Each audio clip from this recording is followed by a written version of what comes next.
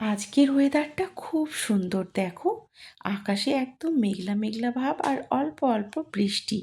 এই ওয়েদারটা আমার ভীষণ ভালো লাগে। আর দেখেই তো আমার মনে আনন্দ চলে আসলো। আর তারপরে আমি চলে আসলাম ভিতরে। আর দেখছি এই গাছটা অনেকটাই মাটি শুকিয়ে গেছে।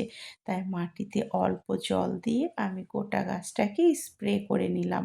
আর ওই যে পাশের গাছটা দেখছো, এটা একদমই গ্রোথ নেই। মনে হচ্ছে মরা মরা হয়ে গেছে।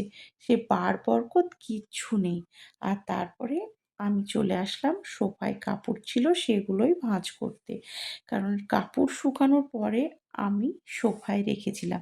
আর সোফায় কাপড় রাখা বেশিক্ষণ আমার একদমই ভালো লাগে না। তাই আমি সব কাপড় এইভাবে ভাঁজ করে পরিষ্কার করে নিলাম।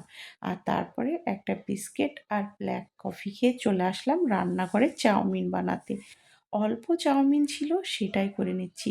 এই মেঘলা মেঘলা ওয়েদারে আমার চাউমিন, ম্যাগি, পাস্তা এগুলো খেতে আমার খুব ভালো লাগে। তোমাদেরও কি ভালো লাগে?